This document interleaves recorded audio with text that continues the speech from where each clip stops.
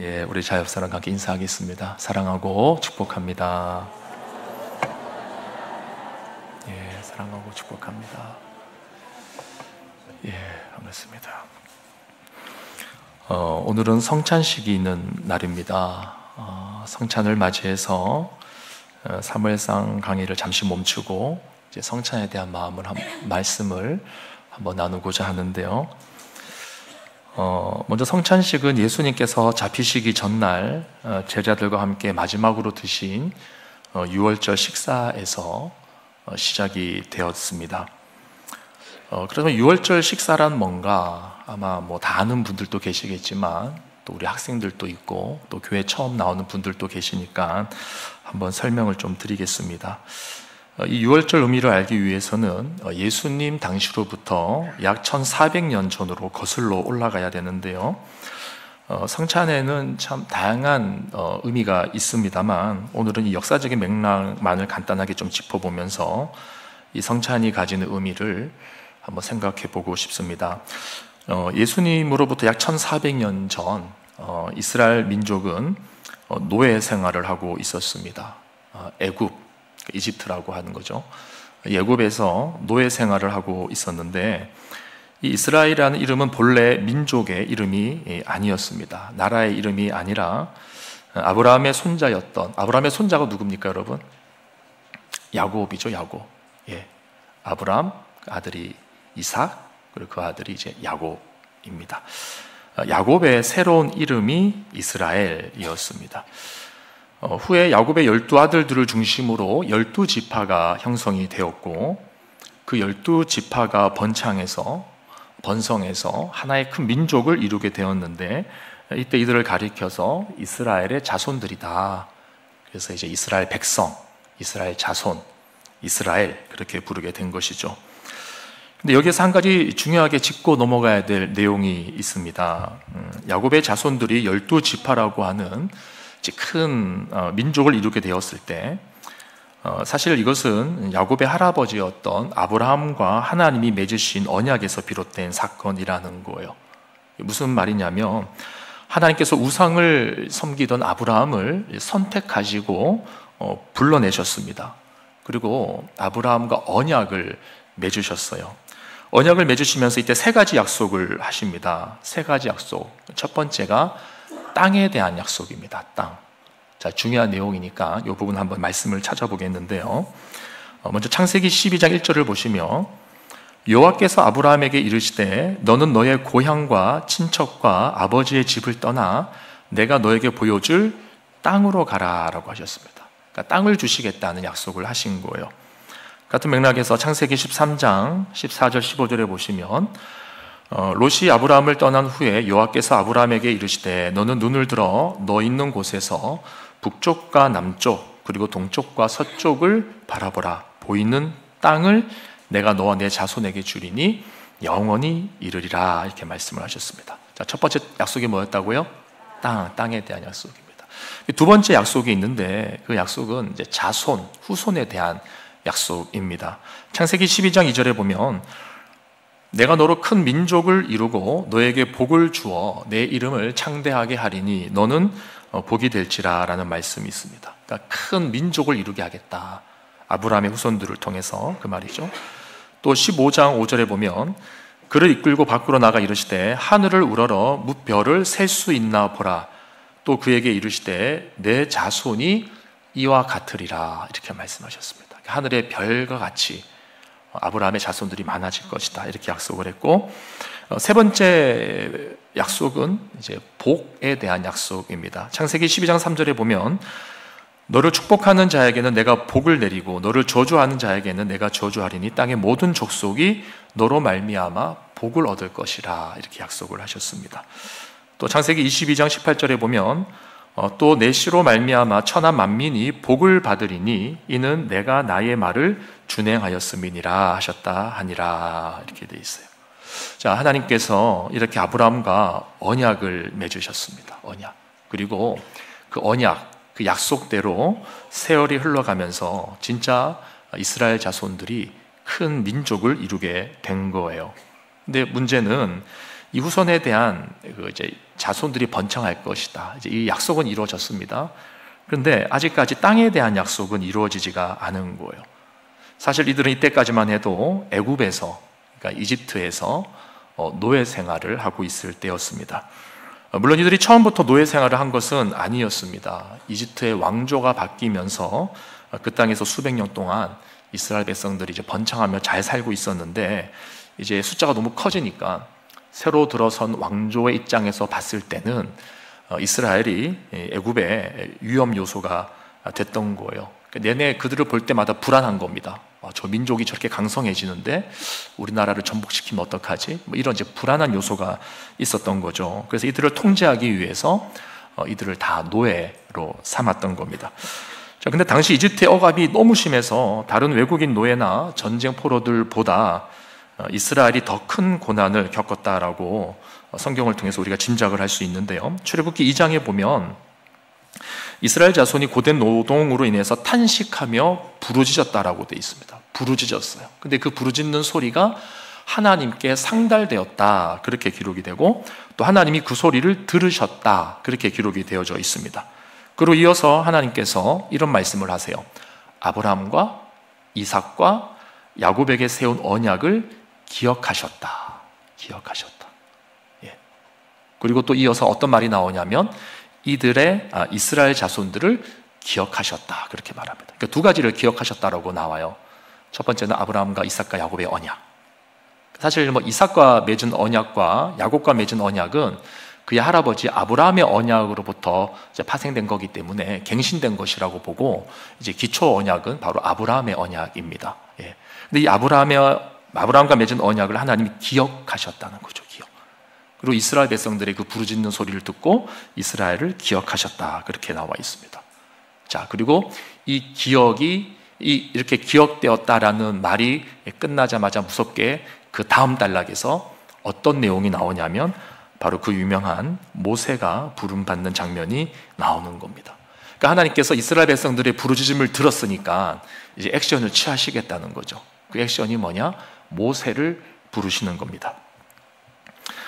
그래서 여러분, 모세 굉장히 유명한 사람이죠. 우리가 이 모세를 이해할 때는 그저 모세 혼자만으로 우리가 이해할 것이 아니라 하나님과 아브라함이 맺은 언약의 연장선상에서 모세라는 인물을 이해해야 된다는 거예요. 무슨 말이냐면 이제 이 모세를 통해서 하나님은 이스라엘 백성들을 출애굽시키실 겁니다.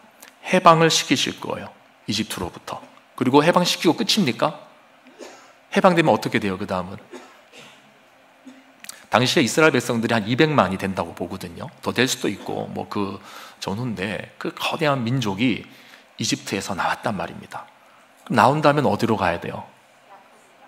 약속의 땅이 어디 있습니까? 가나안이라고 어떻게 확신하십니까? 우리가 확신할 수 있는 이유는 그 땅이 누가 맺은 언약의 땅이라고요? 아브라함과 맺은 언약의 땅이라는 거예요.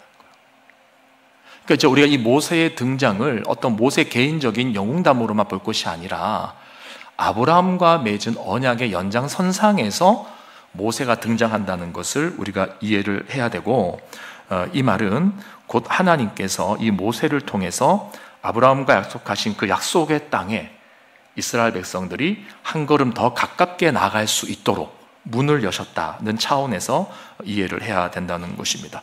그래서 이를 위해서 필연적으로 해야 될 일이 바로 이집트를 빠져나오는 거예요.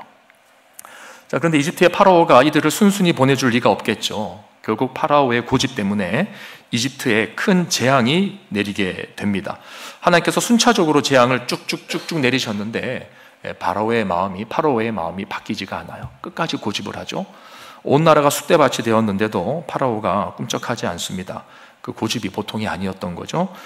자, 그리고 이제 마지막 10번째 재앙을 하나님께서 준비하십니다. 이 10번째 재앙이 내리고 나서야 비로소 파라오가 항복을 하게 되는데, 이 10번째 재앙이 뭐냐? 바로 애굽 땅에서 처음 난 것들이 모조리 죽임을 당하는 재앙, 소위 장자의 죽음이라고 일컫는 재앙이 그 땅에 임하게 되는 것이죠. 하나님의 논리는 이겁니다. 네가 내 장자를 보내주지 않느냐? 그러면 내가 너의 장자를 치겠다. 이게 하나님의 논리였어요. 자, 이 말씀 한번 읽어보도록 하겠습니다. 출애굽기 4장 22절 23절 자, 우리 다 함께 읽어보도록 하겠습니다. 너는 바로에게 시작.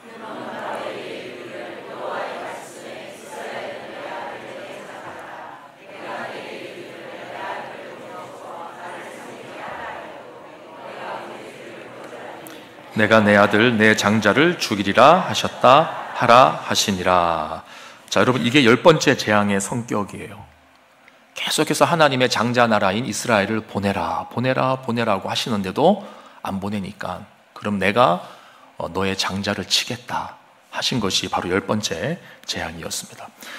그래서 이제 10번째 재앙 때 애굽 전역에 죽음의 그림자가 드리워지는데 그날 밤 하나님께서 이스라엘 백성들에게는 다음과 같은 조치를 취하게 하셨습니다. 첫째, 각 가정마다 흠없는 어린 양을 잡을 것. 둘째, 그 어린 양의 피를 문들의 위쪽과 좌우에 다 바를 것. 셋째, 그날 밤 잡은 어린 양 고기를 구워 먹되 쓴 나물과 함께 먹어야 되고 또 누룩이 들어가지 않은 빵을 함께 먹고 아침까지 남겨두지 말 것. 넷째, 먹을 때 바로 집을 떠날 수 있을 것처럼 옷을 다 입고 신발도 신고 지팡이를 든 채로 급하게 그 음식을 먹을 것. 그렇게 하나님께서 말씀을 하셨습니다. 왜냐? 이제 장자의 죽음이 있고 난 다음에 10번째 재앙이 일어나고 난 다음에 갑자기 이들이 에집트를 떠나게 될 것이기 때문이에요. 갑자기 떠나게 될 것인데 그 기회를 놓치지 말고 바로 떠날 수 있도록 하나님이 이렇게 다 준비를 시키신 것입니다. 자, 이게 바로 유월절의 유래입니다. 이날 애굽의 장자들이 다 죽고 어린 양의 피가 발려져 있던 이스라엘의 그 집 안에 있는 장자들은 죽지 않고 무사했던 것이죠. 하나님의 심판이 애굽의 온 땅을 지나갔지만 문설주에 어린 양의 피가 발린 집들만큼은 장자들이 죽지 않았습니다. 죽음의 사자가 그냥 지나간 거예요. 죽음의 사자라고 하지만 사실 하나님이 모세에게 말씀하실 때는 내가 그 땅에 임하겠다 말씀하셨어요. 하나님이 직접 치신 것입니다. 이스라엘 장자들을. 하나님이 그냥 넘어가신 거죠. 누굴 넘어갔다고요? 어린 양의 피가 문설주에 발려져 있는 집들만 넘어가셨어요. 그래서 우리나라 말로 유월절이라고 번역을 했는데 한자로 넘을 유자에 넘을 월자를 써서 유월절. 영어로는 패스오버이라고 합니다. 패스오버, 넘어간다, 지나친다라는 뜻이에요. 그냥 지나가는 거예요. 그냥 죽음의 그림자가 그냥 지나간 거예요. 이스라엘 백성도 원래는 죽어야 되는데 모든 장자가 죽는다 그랬으니까 죽어야 되는데 그냥 지나간 거예요. 이게 바로 유월절입니다. 이 사건으로 인해서 결국 이집트의 파라오가 항복을 하죠.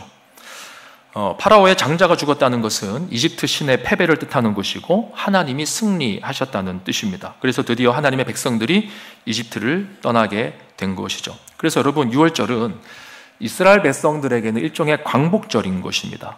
이스라엘에서 가장 큰 절기이고 해마다 이날을 기념하면서 온 가족이 모여 하나님이 제정하신 대로 유월절 어린 양을 잡고 또 함께 유월절 밤을 기억하면서 이제 식사를 하는 그것이 바로 유월절 의식이었던 것이죠. 그런데 이것은 단순한 해방의 날이 아니었습니다. 우리가 앞에서부터 쭉 얘기했지만 지금 이 이야기는 누구의 이야기부터 시작이 된다고요? 아브라함의 이야기에서부터 시작이 되는 거예요. 우리가 아브라함부터 이 이야기를 시작했는데 이 절기는 하나님께서 아브라함에게 약속하신 그 약속의 땅을 향해 나아가는 첫걸음이 되는 사건인 것입니다. 그래서 이스라엘 백성들에게 이 유월절은 너무 중요한 거예요. 그러니까 유월절은 우리는 생각할 때 그냥 유월절이지만 이스라엘 사람들에게 유월절은 땅과 연결이 되어져 있습니다. 이 유월절을 통해서 이제 우리가 하나님이 우리 아브라함에게 약속하신 땅으로 가게 되었다. 이제 첫 관문을 넘었다는 거죠. 그래서 이 땅과 연결이 되어져 있는 사건이 유월절인 거예요. 자, 그런데 오늘 본문에서 이제 마태복음으로 돌아옵니다. 이제 무려 1400년이 지나 이 유월절을 기념하는 밤에, 그러니까 우리가 BC 1446년을 이제 출애굽한 연도로 이제 추정을 하는데, 그러니까 예수님을 기준으로 하면 거의 한 1400년 전이죠. 그러니까 이 1400년이 지난 이 유월절을 기념하는 밤에 예수님께서 이 유월절에 대한 만찬을 진행하시면서 이 유월절에 대한 새로운 의미, 좀 확장된 의미를 지금 제자들에게 말씀을 하고 계십니다. 오늘 본문에서 두 가지를 말씀을 하시죠. 먼저 첫째는 이제 유월절 빵을 떼십니다. 우리가 이제 유월절 때 어린 양의 고기를, 구운 고기를 먹어야 된다 그랬고, 그리고 또 무엇을 먹는다 그랬습니까? 쓴 나물과 또 누룩이 들어가지 않은 빵을 먹어야 된다 그랬어요. 우리 한글 성경에는 떡이라고 번역이 됐는데 이제 빵이라고 하는 게 더 가깝습니다. 제자들에게 이 유월절 빵을 이제 찢어서 떼어서 이렇게 나눠 주시는 겁니다. 나눠 주시면서 이런 말씀을 하세요. 뭐라고 말씀하시냐면 받아 먹으라, 이것은 내 몸이니라, 이렇게 말씀하십니다. 몸. 그러니까 제자들의 입장에서 이게 무슨 말인가 싶을 거예요. 이게 왜 주님의 몸일까? 죄송합니다. 자, 그리고 두 번째로 포도주를 제자들에게 나눠주시면서, 이제 그 당시에 이스라엘 사람, 유대인들은 그 땅에 석회질이기 때문에 이제 포도주, 음료로 많이 섭취를 했었습니다. 근데 이 포도주를 제자들에게 나눠주시면서 이렇게 말씀하세요. 이것은 죄사함을 얻게 하려고 많은 사람을 위하여 흘리는 바 나의 피, 곧 언약의 피니라, 이렇게 말씀하십니다. 이제 제자들의 입장에서는 이게 무슨 말인지 이해가 되지 않는 거죠. 빵을 떼주시면서 이게 내 몸이다 그러고, 포도주를 따라주시면서 이것이 내 피다, 이렇게 말씀을 하시는 겁니다. 우리는 이제 이 의미를 다 알고 있죠.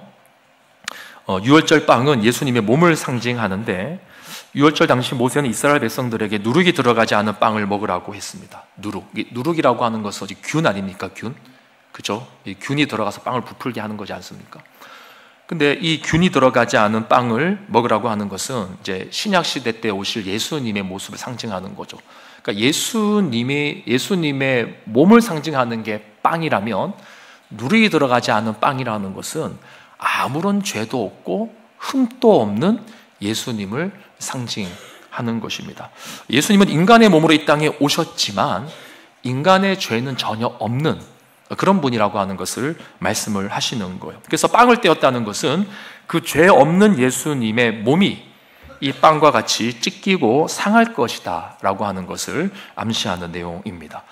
그리고 포도주는 예수님의 피를 상징하는데, 유월절 어린 양의 피가 이스라엘의 장자들을 살린 것처럼 그 피가 문설주에 다 발라졌잖아요. 위에도 발라지고 좌우에 다 발라지고. 그래서 그 피로 인해서 이스라엘의 장자들이 살림을 받은 것처럼 예수님께서 흘리신 피를 보시고 하나님께서 우리를 향한, 그러니까 즉 죄인들을 향한 하나님의 진노가 그냥 넘어가도록 하겠다, 그냥 지나치게 하겠다라고 하는 것이 바로 이 예수님의 피를 말씀하는 것입니다. 그래서 여러분, 지금 예수님께서 이 유월절을 기념하는 밤에 약 1400년 전 제정된 유월절 식사에 대한 확장된 의미를 가르쳐주고 계시는 거죠. 그 확장된 의미가 뭐냐면, 자, 첫 번째 유월절은 뭐라 그랬어요? 유월절을 통해서 이제 이들에게 무엇이 시작되는 겁니까? 출애굽을 통해서 약속의 땅을 향해 가는 첫걸음이 시작된다 그랬죠. 근데 오늘 본문에서 예수님께서 이 유월절 의미에 자기 자신을 담아서 말씀하시는 것은, 쉽게 말하면 이제 너희들이 제2의 출애굽을 할 때가 되었다, 그 말씀을 하시는 겁니다. 제2의 출애굽. 구약시대 때 출애굽은 상징적인 그림이었다라고 보시면 됩니다. 그림 언어였어요. 역사라고 하는 긴 그림을 통해서 하나님께서 앞으로 예수님을 통해서 어떤 일을 행하실 것인가 하는 것을 그림 언어로 보여주신 거예요. 그리고 이것이 이제 신약에 와서 완전히 예수님을 통해서 성취가 되는데, 하나님을 섬기는 백성, 예수님의 구속의 은총으로, 십자가의 은혜로 하나님의 자녀가 된 백성들, 그 사람들이 바로 제2의 출애굽을 경험하는 사람들이라는 것입니다. 그리고 이 제2의 출애굽을 통해서, 제1의 출애굽이 가나안 땅을 바라봤다면 제2의 출애굽은 무엇을 바라보는 것일까요? 하나님 나라를 바라보는 것이죠. 하나님 나라. 좁은 의미에서는 천국이라고 할 수 있고, 넓은 의미에서는 하나님의 주권이 통치되는 모든 영역, 하나님 나라라고 할 수 있겠죠. 그래서 예수님을 통해서 제2의 출애굽을 경험하는 자들은 이제 하나님 나라를 살아가는 백성들이 된다는 뜻입니다. 첫 번째 출애굽이 이집트 파라오에서부터의 해방이었다면 두 번째 출애굽은 세상나라, 즉 마귀의 건설로부터 해방인 것입니다. 이것을 위해서 예수님께서 친히 유월절 어린 양이 되셔서 그의 피로 우리를 덮으신 겁니다. 갑자기 예수님이 죽는 게 왜 우리가 사는 일인가? 이런 겁니다. 파라오가 하나님께 불순종함으로써 그 땅의 장자들이 다 죽어야 했던 것처럼 본래 우리도 아담의 후손으로 하나님 앞에 불순종한 자들입니다. 불순종한 자들은 다 죽어야 되는 거예요. 성경에서 말하는 죄의 본질은 불순종에 있습니다. 우리도 동일하게 불순종한 자들이고 아담의 후손으로 우리는 다 죽어 마땅한데 예수님께서 친히 유월절 어린 양이 되셔서 우리를 위해서 죽으셨다는 거예요. 십자가에서 우리를 위해 피를 흘리셨다는 것입니다. 그래서 그 피의 공로로 우리의 불순종의 죄를 하나님이 그냥 넘어가셨다는 거죠. 그냥 지나가셨다는 겁니다. 덮어주신 거죠. 그리고 이 역사적인 사건을 기점으로 해서 하나님의 백성들이 다시금 제2의 출애굽, 즉 사단의 권세로부터 해방되어 하나님이 약속하신 제2의 가나안 땅을 향해 갈 수 있게 된 것입니다. 그래서 여러분, 우리가 이 성찬을 하는 이유는요, 이 성찬에 여러 가지 의미가 담겨져 있지만 제가 오늘 한 가지만 여러분과 나누고 싶은데, 우리가 성찬을 하는 이유는 바로 이 땅을 살아가는 우리의 정체성을 새롭게 하기 위함인 것입니다. 이 땅을 우리가 왜 살아가는가? 우리의 정체성이 무엇인가? 그러니까 출애굽 사건은 이스라엘 백성들의 정체성이 바뀌는 순간이죠. 그 전까지는 이집트의 노예로 살다가 유월절 사건을 기점으로 해서 이제는 더 이상 노예가 아닙니다. 노예가 아니고 자유의 몸이 됩니다. 그리고 그 자유의 몸은 내 마음대로 살려고 하는, 살아라도 되는 그런 자유가 아니라 하나님께서 아브라함과 약속하신 그 언약의 땅을 향해 가기 위한 몸이라는 거예요. 하나님께서 주신 그 나라, 그 천국을 바라보며 살아가는 과정에서 우리에게 주신 게 자유라는 것입니다. 그래서 여러분, 자유의지라고 하는 말을 우리가 많은 분들이 오해를 하시는데, 하나님이 자유의를 주시고 왜 우리 이렇게 시험에 들게 하셨나, 이런 생각들을 하시지 않습니까? 어떤 전제가 깔려 있냐면 자유의지를 내 마음대로 할 수 있는 의지라고 생각하기 때문에 그런 생각이 드는 것입니다. 그러나 하나님께서 본래 아담에게 주신 자유의지의 성격은 뭐냐면, 아담이 범죄하기 전 아닙니까? 자유를 주신 게, 자유의지를 주신 시점이, 그것은 하나님 앞에서 적극적인 선을 행할 수 있도록 자유를 주신 거예요. 하나님께서 아담에게 무슨 명령을 하셨습니까? 생육하고 번성하고 땅에 충만하고 다스리라. 그러니까 하나님께서 주신 에덴 동산을 넘어 온 우주 만물, 이 지구상에 있는 모든 땅 가운데 하나님의 영역 주권이 임하게 하고 하나님이 통치하시는 나라가 되게끔 하기 위해서 대리자로 아담을 세우신 거죠. 아담은 이것을 행할 자유를 갖고 있었던 겁니다. 하나님 앞에서 적극적으로 선을 행할 자유를 갖고 있는 거예요. 이것이 범죄한 인간에게는 없어졌습니다. 사단의 노예가 되었고 우리의 의지는 노예 의지예요. 눈만 뜨면 죄 지을 것을 생각하는, 여유만 생기면 어떻게 죄를 지을까? 아무도 보지 않는 곳에서 혼자 있을 때는 항상 죄 지을 생각만 하는, 우리에게 있는 게 노예 의지라는 겁니다. 죄의 노예되었다는 거예요. 그래서 여기에서부터 예수님께서 제2의 출애굽을 시켜주시는데, 바로 예수 그리스도의 대속의 죽음으로 인해서 우리가 죽어야 되는, 불순종으로 우리가 죽어야 되는 그 모습을 덮어주시고 우리의 죄를 감춰주시고 우리를 용서하시고 예수님이 대신 죽으신 거죠. 그래서 이제는 예수님 때문에 그 예수 그리스도의 보혈을 받아들이는 자, 믿는 자들은 제2의 출애굽을 통해 하나님 나라를 위해 살아갈 수 있는 자유의지가 회복이 되는 것입니다. 그래서 여러분, 성경에서 왜 그토록 사랑을 강조하는지 아십니까? 예수님에게 누가 찾아왔어요. 가장 큰 계명이 뭡니까? 뭐라고 하셨죠? 첫째가 하나님 사랑, 둘째가 이웃 사랑. 우리 힘으로 사랑할 수 있습니까? 사랑할 수 없어요. 그러나 예수 그리스도께서 우리 안에 계시면, 우리가 우리 안에는 예수 그리스도의 공로 힘입어서 제2의 출애굽을 경험했으니까 이제 하나님 나라를 위해서 적극적으로 선을 행할 수 있는 의지가 회복된단 말입니다. 그 의지의 최고복이 뭐냐면 사랑인 거예요. 사랑. 하나님을 사랑하고 이웃을 사랑하는. 그때 이곳에 하나님의 나라가 임한다라고 하는 겁니다. 우리는 그것을 누리며 살아가야 되는 것이고, 또 앞으로 완전히 임하게 될 그 사랑의 나라, 그 하나님의 나라, 그 천국을 바라보면서 우리는 걸어가는 자들인 거예요. 여러분, 이스라엘의 본래 이름이 원래부터 이스라엘이 아니었다고 했죠. 원래는 이 이스라엘은 야곱의 이름이었고 나중에 이것이 이스라엘로 바뀌게 되는데, 여러분, 야곱의 이름이 이스라엘로 바뀔 때의 그 사건을 기억하십니까? 아니, 이스라엘의 이름의 뜻이 뭡니까, 여러분? 하나님과 겨루어 이겼다라는 뜻이죠. 야곱이 압록강가에서 두려움에 떨고 있을 때 하나님의 천사가 찾아왔습니다. 그리고 다짜고짜 야곱과 씨름을 합니다. 이제 야곱은 사실 내일이면 형 에서에 의해서 거의 죽을지도 모르는 상황이에요. 너무너무 무섭고 두렵고 떨리는 순간입니다. 왜요? 그가 한 짓이 있으니까요. 그가 얼마나 못된 짓을 많이 했습니까, 야곱이. 형을 속이고 아버지를 속이고 어머니를 속이고.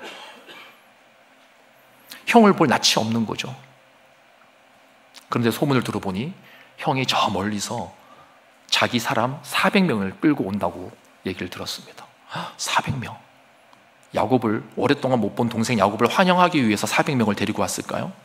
아니에요. 군대를 데리고 온 거예요. 군대. 집에서 키운 군사들을 데리고 온 겁니다. 족장시대 때 집에서 키운 군사들을. 야곱이 그 소식을 듣고 벌벌 떱니다. 그날 밤에 나는 죽었구나 하면서 떨고 있는데, 그때 하나님의 천사가 나타난 거예요. 하나님의 천사가 다짜고짜 야곱과 씨름을 합니다. 야곱은 그 사람이 누군지도 모릅니다. 근데 갑자기 누가 나타나서 씨름을 하니까, 자기를 죽이려고 하니까, 형 에서가 보낸 첩자인가 보다 싶어서 막 죽도록 싸웁니다. 근데 싸우다가 나중에 뭔가 이상하다라는 것을 알게 돼요. 결국은 야곱이 이깁니다.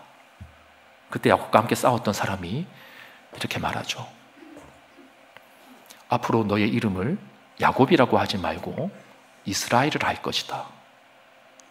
이스라엘의 이름의 뜻은 네가 하나님과 겨루어 싸워 이겼다라는 것입니다. 여러분, 이 사건이 참 이해가 안 되는 사건이죠. 어떻게 하나님이 사람과 싸워 질 수가 있습니까? 이것은 저주신 거예요. 저주신 거예요. 하나님이 저주지 않으셨으면 야곱은 자신의 죄 때문에, 그동안 자기가 살아오면서 한 짓 때문에 죽어야 되는 겁니다. 근데 하나님께서 야곱을 살리시기 위해서 일부러 져주셨어요. 그리고 그에게 새로운 이름을 주시면서 내가 너를 축복하겠다, 내가 너를 지켜주겠다, 내가 너와 함께 하겠다. 야곱을 살리시기 위해서 져주신 분이 하나님이십니다.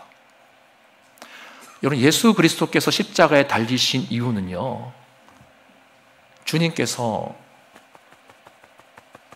우리를 위해서 대신 져주신 거예요. 원래는 내가 십자가에 달려야 되는데, 내 죄 때문에 내가 죽어야 되는데, 나를 살리시기 위해서 예수님이 대신 져주신 것입니다. 주님 나와의 싸움에서 져주셨기 때문에 나를 대신해서 십자가에 달리신 거예요. 여러분, 그게 십자가 사건이고 이스라엘이라는 이름이 갖는 영적인 의미 중에 하나입니다. 그래서 왜 이런 죽음을 예수님이 선택하셨는가? 우리의 죄값을 대신 치르고 죽으셔야지만 우리가 살기 때문이에요. 살기 때문에. 우리가 살아야지만 제2의 출애굽을 경험하는 것이고, 살아야지만 하나님 나를 향해 갈 수 있기 때문인 거예요. 그래서 여러분, 우리는 이 성찬을 맞이할 때 예수님이 대신 죽으시겠다라고 말씀하시면서 죽으시기 전날에 이 빵을 떼시고 또 포도주를 나눠주시면서 자신의 죽음, 자신의 희생, 자신의 대속의 죽음을 제자들에게 말씀하시는 이 장면을 우리가 보고, 또 오늘 우리가 이 성찬을 맞이하면서 우리는 우리의 정체성이 새롭게 되었다는 것을 꼭 기억해야 됩니다. 우리는 죽은 자가 아니라 산 자가 된 거예요. 예수 그리스도의 공로로 제2의 출애굽, 하나님 나라를 상속받게 된 것입니다. 하나님의 자녀가 되었다는 거예요. 하나님의 자녀가 되었기 때문에 여러분들에게는 하나님의 유업이 있습니다. 상속 지분이 있다는 거예요. 그 상속 지분이 하나님 나라입니다. 이로써 아브라함의 땅에 대한 약속이 우리 가운데 이루어지는 거예요. 자, 아브라함의 약속, 아브라함이 하나님과 맺은 언약에서 그 약속 세 가지라고 말씀드렸는지 뭐가 남았습니까? 첫 번째는 후손, 두 번째는 땅, 세 번째는 뭐예요? 복. 여러분, 성경에서 말하는 복은 예수 그리스도를 믿어 의인이 된 자들이 예수의 증인의 삶을 살아갈 수 있도록 하는 것이 복입니다. 여러분들은 세상의 논리를 따라 살아가지 않고 하나님의 법칙을 따라 이 땅을 살아갈 수 있게 되어진 거예요. 세상을 이기는 믿음을 가지게 된 거예요. 이게 복이에요, 복. 그리고 하나님께서 아브라함에게 말씀하셨죠. 너를 축복하는 자에게 내가 복을 내리고 너를 저주하는 자에게 내가 저주한다고 하셨습니다. 일어나여 땅의 모든 족속이 너로 말미암아 복을 얻으리라고 하셨어요. 이게 무슨 말입니까? 여러분들이 여러분 안에 있는 예수 그리스도를 확신하고 예수의 증인으로서 예수 그리스도를 증거하는 삶을 살아갔을 때 그 예수 그리스도를 받아들이는 자는 똑같이 산다는 겁니다.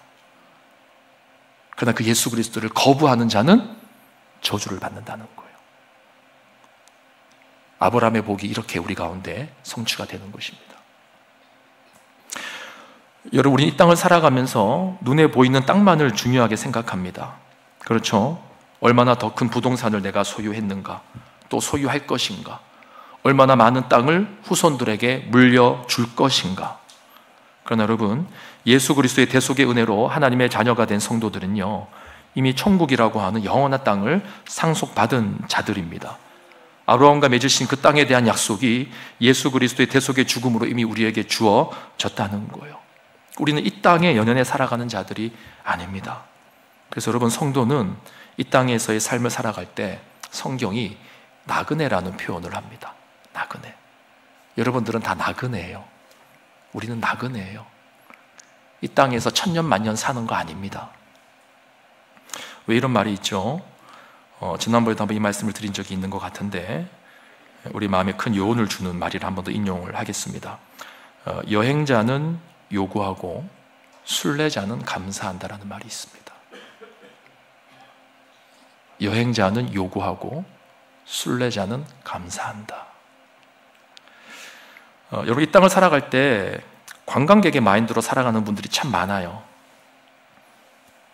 이분들은 자신의 인생에 대한 보상으로 좋은 여행지만을 찾아다닙니다.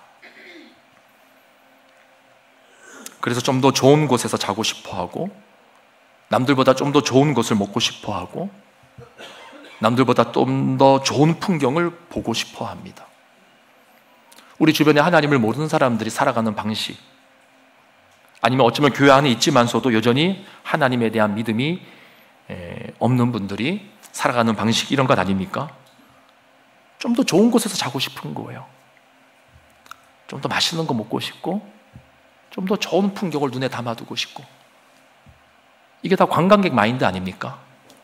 우리가 여행 가면 이런 마인드를 갖고 있잖아요. 그래서 이런 분들의 삶에는 항상 따라다니는 것이 있습니다. 불평이에요. 불평. 여러분, 여행하는 사람들 치고 여행이 끝나고 나서 이번 여행 진짜 좋았다 하는 사람들은 잘 없더라고요. 대부분 돌아와서 뭐라 그럽니까? 집에 돌아와서 아유, 집이 최고다 그러죠.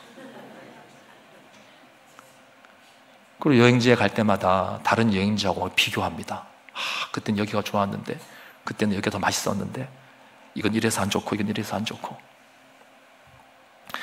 여러분, 관광객 마인드로 살아가는 성도의 삶은 이럴 수밖에 없습니다. 항상 그 삶에 결핍이 있고 불평이 있는 거예요. 그러나 순례자는 다릅니다. 여러분, 우리가 성지 순례를 왜 합니까?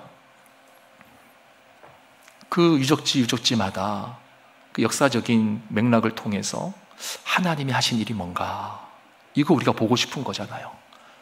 이 당시에 우리 믿음의 선배들이 하나님 앞에서 이렇게 신앙을 지켰구나. 이것이 성경에 나와 있는 정말 의미 있는 장소구나. 이런 것들을 보는 이유가 뭐냐 말이에요. 단순히 머리에 지식을 채우려고 하는 겁니까? 아니죠. 살아계신 하나님의 역사가 무엇이었는가 하는 것을 우리가 담아두고 싶은 거 아닙니까? 그리고 그 살아계신 하나님의 그 역사가 2000년 전, 3000년 전에 그 하나님의 이스라엘에서 역사하신 그 역사들이 오늘 또 내 삶에 동일한 역사가 되기를 바라는 마음으로 그렇게 우리가 순례의 길을 떠나는 거 아닙니까? 그래서 가는 곳곳마다 하나님이 하신 일을 발견하고 그분이 나를 위해서 베푸신 구원을 기억하고 그 위대한 역사가 내 삶 곳곳에 미치는 영향을 알고 싶은 거죠. 그게 순례자의 마음이죠. 그래서 여러분, 우리 성도들은 이 순례자의 마음을 가지고 살아가야 되는 것입니다.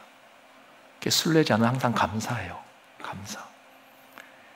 내 삶의 구석구석을 살펴보면서 하나님이 어떻게 일하시고 계시나, 하나님이 어떻게 말씀하고 계시나, 지금은 힘들고 어렵지만 하나님이 어떻게 이걸 역전시키실까.